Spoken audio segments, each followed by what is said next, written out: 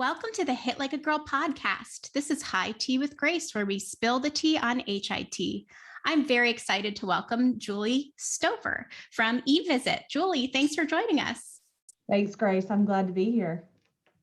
So we're going to talk all things telehealth today. So tell me about eVisit and the role that you play there. Yeah, well, it's my favorite topic, so I'm glad to do that. So I've been here with eVisit since the beginning of December, but I think what's really cool for me is I've been an official part of the team since December, but I actually was a customer of eVisit for a couple of years before that. So I feel very fortunate having sat, if you will, on the other side of the table and kind of gotten to see eVisit from both sides. And so I think it gives me a unique perspective on our business. I joined the team as the Chief Strategy Officer. And so I'm going to be leading a number of exciting new efforts, as well as being involved in our day-to-day core business as is. But lots of exciting things coming up for us. I would say high level, eVisit is a virtual care platform.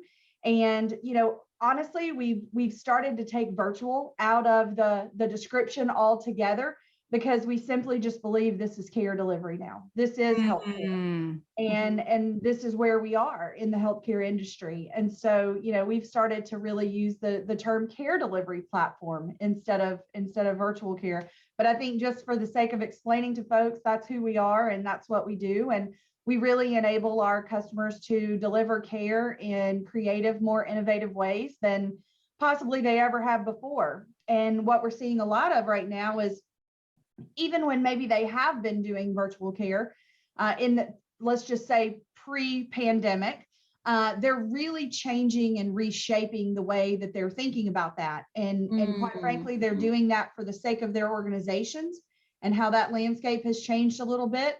But they're also doing it because their patients' expectations have changed as well. Oh, absolutely. That's so true. Yeah. We saw COVID brought telehealth into the mainstream. And You're right. It's all just care from home. It's not virtual care anymore. This is how people are doing their care. Right. But we know that a lot of providers still underutilize the technology, kind of failing to apply it in ways that can, enhance their practices. Patients want this. So I'm interested, what do you think about the state of the industry right now? Yeah, well, I think what you're seeing is kind of a little bit of what was happening when you remember when we all made kind of the big shift, if you will, to electronic records. Yeah. There was this resistance, there was this pushback, if you will, from providers who have kind of, this is the way I've always done it, right? And so for many providers, it's hard because the way they were trained and really probably the reason why they got into medicine altogether was that face-to-face interaction with a patient. So I'm certainly sympathetic to that.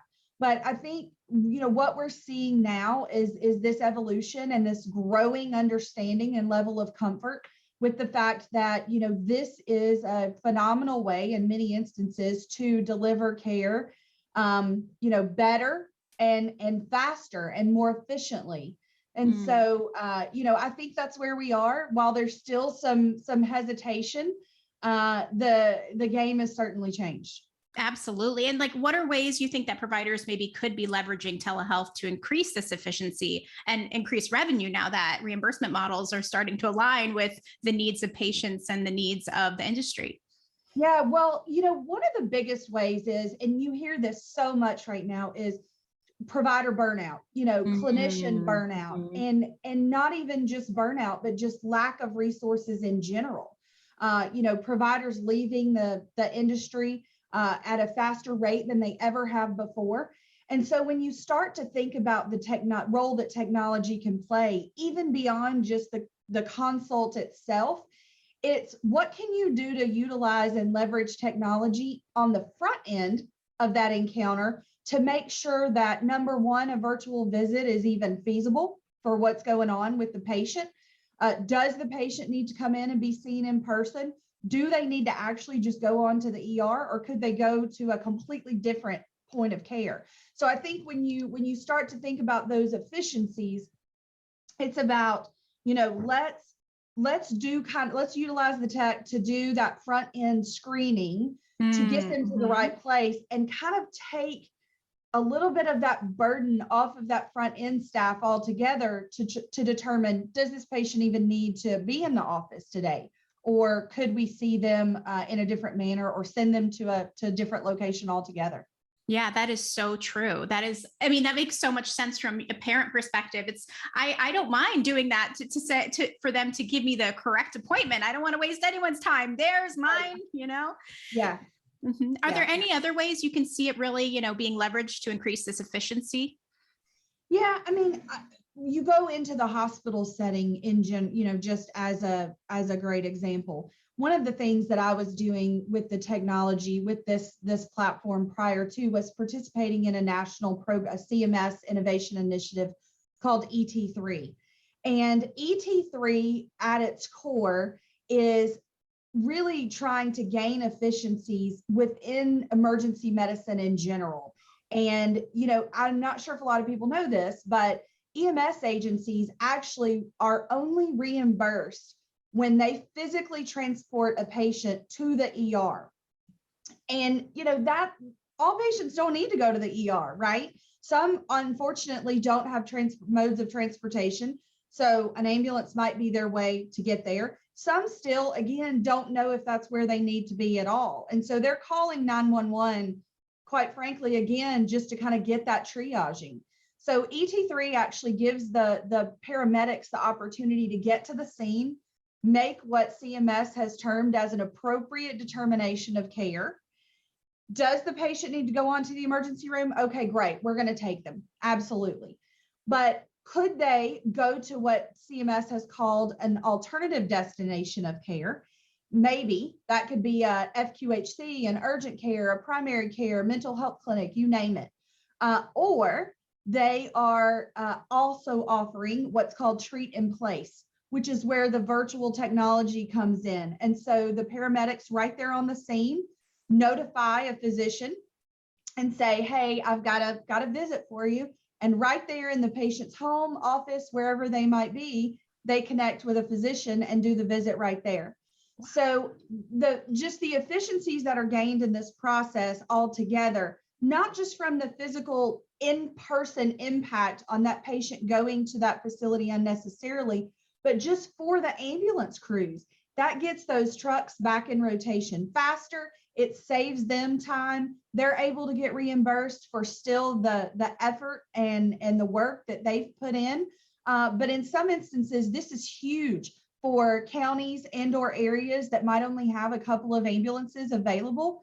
It just, increases, again, the efficiency of that crew and it puts them back in rotation faster to address, more acute, emergent type situations and conditions.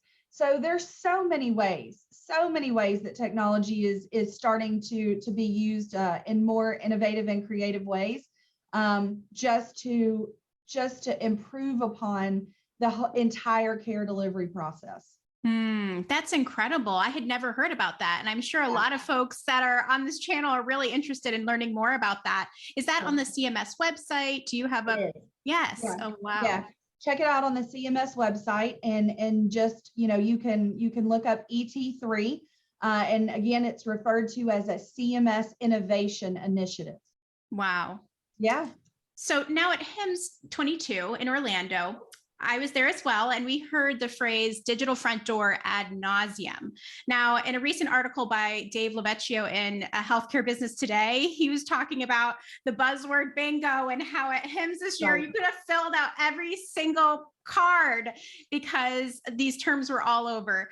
Do you like the term digital front door? What do you think about it? And why or why not? I don't like the term digital front door, and I'll tell you why. Patients are not just coming in the front door of facilities. And so I think that it's necessary to explain the concept. Again, people resonate with the term from a conceptual standpoint, but really it's about the digital front door, the back door, the side door, the garage, whatever, heck, maybe even the chimney, I don't know. But the way that they're entering healthcare environments is so different and so varied. And so healthcare organizations, those are the types of things they're having to look at right now and take into consideration is, okay, patients are entering our system from this direction. What do we need to do to engage them again differently, more effectively, more efficiently, to get them to the right place, to get them to the right folks, to enable care for them? And so again, high level digital front door, I get it. It is everywhere. It's trendy. It's a hot topic, but it's really so much bigger than that. It's really so much bigger than just the front door, because how many times can you say you actually walked through the front door of a hospital? Not many. We go from a lot of different angles. And so I think it's just about thinking about your engagement strategy as a whole, and where do we need to be meeting the patients? Yeah. And at HIMSS 22, we were also kind of hearing about how healthcare organizations are shifting their focus from telehealth adoption to sustainability, now to really sustaining this adoption and making it a critical part of their organization and their financial framework, et cetera. So, what telehealth trends are you seeing today in that regards? Yeah.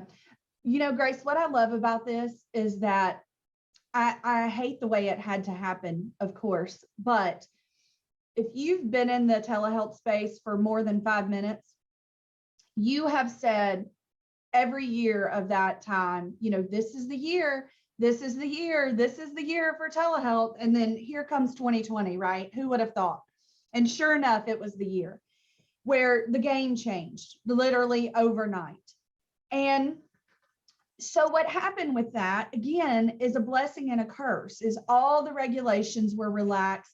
You can now, you can bill for all of these and receive reimbursement, these encounters. You can pretty much use any kind of technology that you want to use. And I jokingly said this, but it's really the truth. Everything to include, 2 tin cans strung together with string.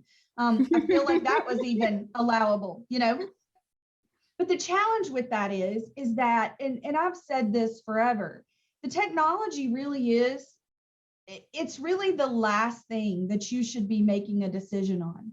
And so while people during the pandemic, they had to, right? They had to make quick decisions out of necessity. It's just what was required. Mm-hmm. But now they're able to go back and look at those decisions and truly decide if those decisions they made at that point in time are meeting their needs. And in many instances, they're not. So when I say the technology is kind of the last thing that you should be thinking about, I would encourage folks, and I have, throughout my career, folks always come to you and they're like, oh, look at this really cool piece of technology, hardware, software, whatever, we want to use this. And unfortunately, what I've seen is folks spend a lot of money on technology that they have not, truly built out the strategy and the workflow prior to leveraging that technology in. And so it ends up not being effective after all.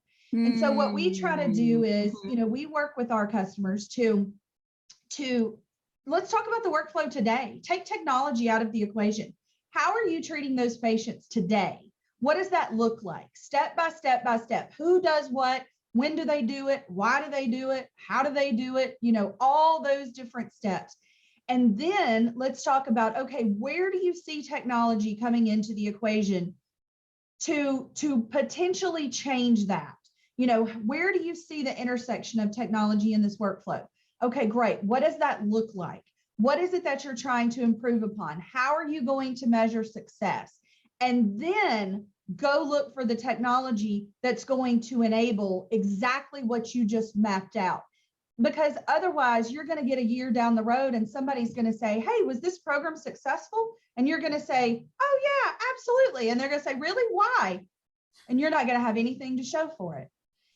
So I think that is the problem, is that because the technology is new and different, folks have a tendency to start with that. And it really should be one of the last decisions that you're making when you're launching types of programs. That's really impactful, and it is a huge shift from what the industry has been doing to date. And it's totally the way that people should be doing things. It makes so much sense when you say it that way. Yeah. Something else I've also heard you say is that healthcare providers should leverage digital and virtual tools to enable hybrid care delivery. So Yes. can you define hybrid and what that means? Because I think you're the one to answer this question for me. So yeah, let me know what you think. Absolutely. Yeah, I'm not going to tell you that, that all care should be delivered, via virtual platforms. Absolutely not. I would never advocate for that. I think that there is a very natural, beautiful blend of the two. Again, there are just folks that need to be seen in person.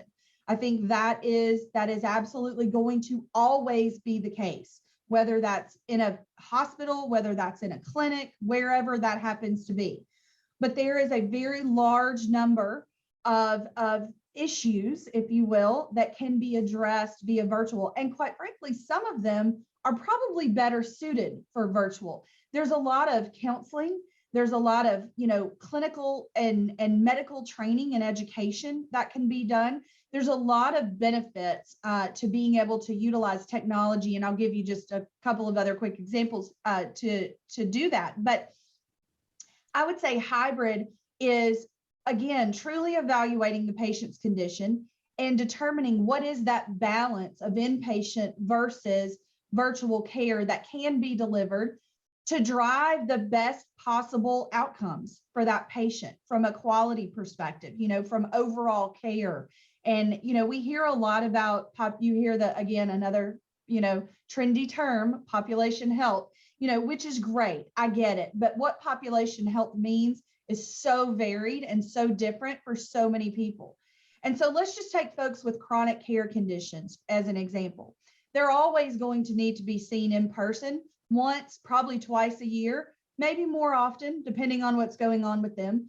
But utilizing virtual in between those in-person visits just really enhances the overall care delivery. Because as a patient, I'm not saying anyone would do this, but I'm just saying as a patient, via text, via phone, via email, I can tell you whatever I want to tell you about how my condition is and how I'm doing, how I'm progressing. But when you physically have the opportunity to look at me and to see me and to carry on a conversation with me, then you have the opportunity to evaluate me yourself and make those actual determinations. And so I think as we start to look at, chronic conditions, again, are a great example.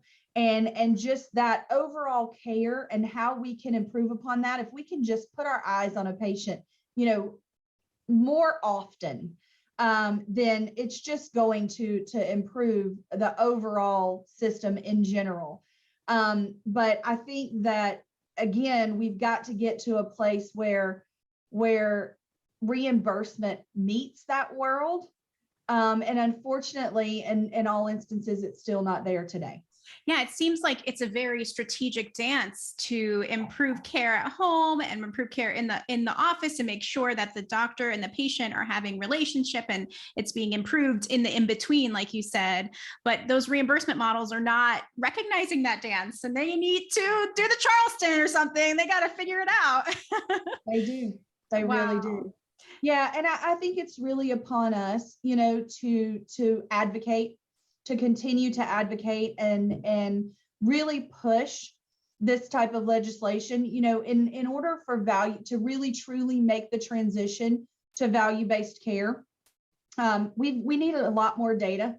And so I think, data is going to tell the story, and we can't continue to be anecdotal in our descriptions of the impact. And so I think that it's upon us to continue to advocate and push legislators around these policies, but it's also upon us to build these models, collect the data, tell the story more effectively than we ever have before, and just truly validate, why this is the way care is and going to be, delivered in the future. That's very powerful and is so true.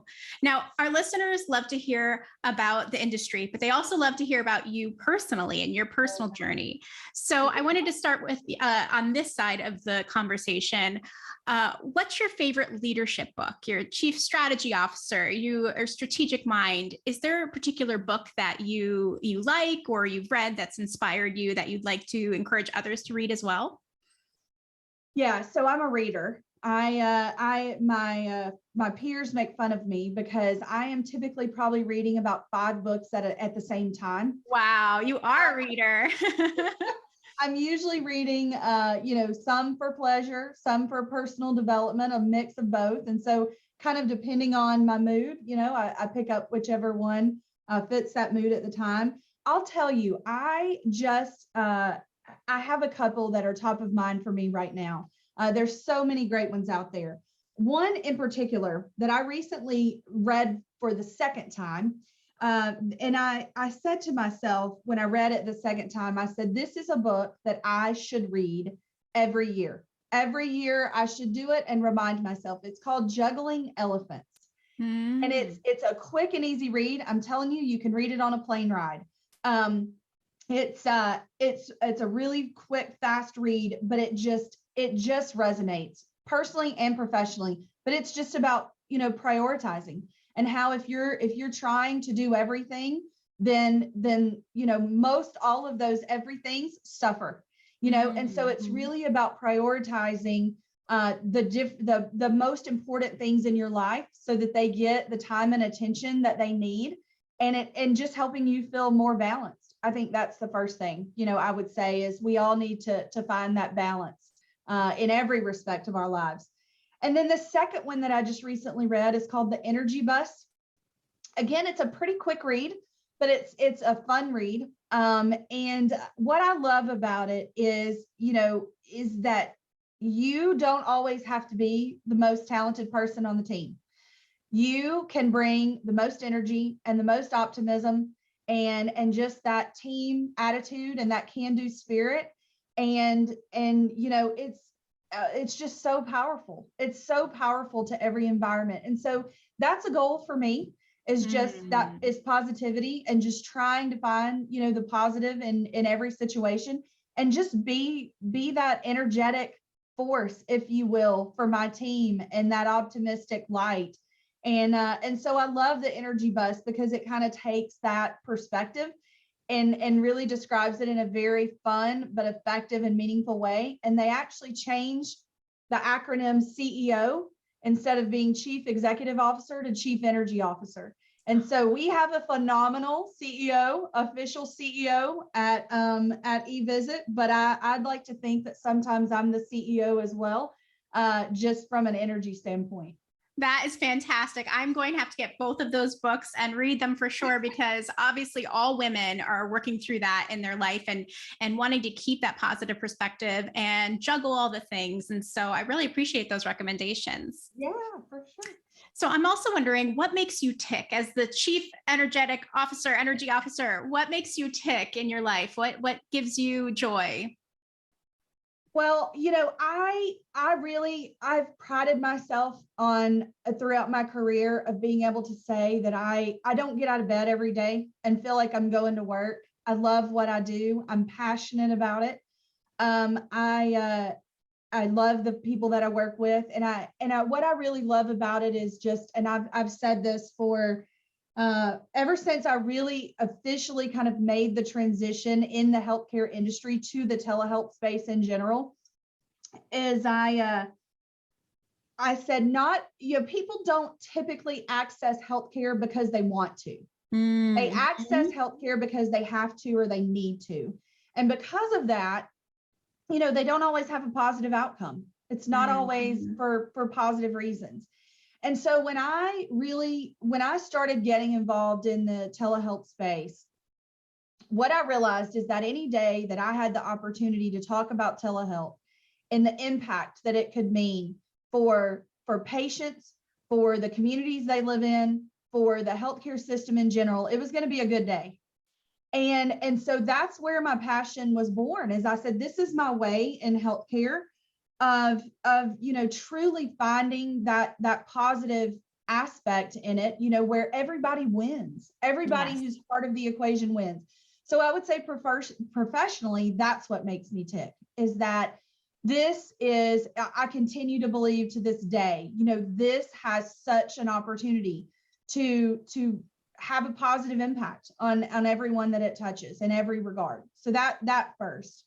And but I would say, above all else, my family, my husband, my kids, all of my friends and my loved ones. I find such great joy in them and their achievements and their successes. And so I love, being part of that. We have older children now, and so, young adults, if you will. And so watching them as they're growing and maturing and kind of setting into their careers is a really exciting time for me. We're empty nesters, and so we say that our animals are our kids now at home. So we love on our fur babies and enjoy them a lot. But yeah, we otherwise just enjoy traveling and doing fun things in this phase in our life. And so yeah, so I would say all of those things make me tick. That's fantastic. Now, the last question for today, tell us about the work that you're most proud of that you've worked on there at eVisit or in the past, or whatever work that you are most proud of to date. Oh, wow. Yeah. I mean, so again, I would just go back to, I think that anytime you can involve a critical access facility as part of these equations in virtual health, it is a huge win. And so I'll tell you what, a little bit more about what I mean by that. So you hear every day about critical access facilities closing in this country, due to, typically reimbursement issues, things around that. And so what I have had the privilege to be involved in through the years is critical access facilities taking virtual health and changing their business models and seeing revenue in different ways that in many instances enable them to keep their doors open. Wow. So bringing services into their communities that they would never be able to deliver otherwise. And so, again, that's a huge win for the patients because they're now getting, care closer to home. But these facilities who are, in many instances, the only care delivery locations for folks for sometimes hours away. And I've had the opportunity to just bring those types of programs to some of the, most rural communities in this country. And I think when I see them take the technology and put it in place and not only enable their, the care to those patients, but probably keep their doors open. And those are employers, right? So those are folks' jobs and their livelihood. And so it's so much bigger. It has so much more of a bigger impact than, hey, we're just going to change the way we deliver care. No, you kept the doors open to that facility. People kept their jobs as a result of this. And then, oh, by the way, you probably saved lives too. And so, all of those things in and of themselves are huge. Together, it's just such a beautiful opportunity. And so, again, that's where my passion for this comes from, these rural communities. And oh, by the way, urban communities suffer too, right? Oh, yes. There are issues in urban communities as well. But for me, when I see the news and I see, how many critical access facilities closed in a day, I think in my head, man, I wish I could have helped them, with a program like this. I wish I could have helped them put a program like this in place because we might have been able to change their story. Yeah, that is so inspiring. Oh, I love this, Julie. That is terrific. Now, to finish off this conversation, right, where can our listeners find you online? Oh, well, predominantly on LinkedIn. So I would say, please connect with me on LinkedIn. I love it. I love learning from, LinkedIn has again become kind of just this great source of training and education and knowledge sharing. And so I would say absolutely connect with me on LinkedIn. We have a phenomenal team also that's doing a lot of, blogs as well. So please check out the eVisit website and look for a lot of that content, not just from me, but from many of our other teammates. And so, yeah, I would love to connect and chat with any of them and hear their stories and just continue to grow and learn. That's terrific. Now, before I forget, did you happen to bring tea with you today? I did. I brought tea. Yes, I am also love houseplants. This is as a result of the pandemic. And so I, in addition to being the parent of my fur babies, am also a proud plant parent. That's amazing. Do you happen to know how many plants you have?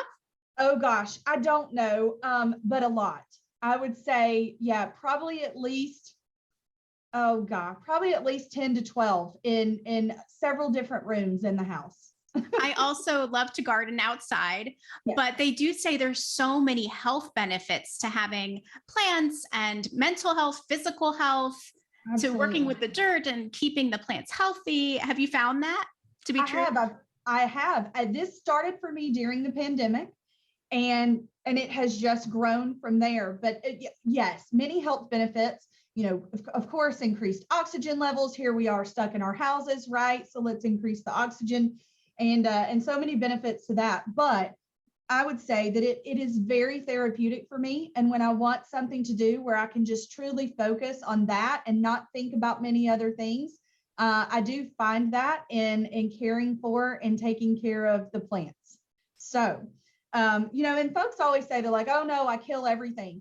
I was pretty much a I kill everything person prior to this. So I have, found the ones that seem to like me the most, as well as me liking them. And I'm not gonna lie, I've killed a few through this time period, but I've really started to enjoy it a lot. That is just too good. Thank you so much for sharing that with us. And thanks for joining us. Absolutely. Thank you again. And thank you, folks, for joining us too. Check out the Hit Like a Girl podcast website and YouTube page for more great guests like Juli today. Cheers. Cheers.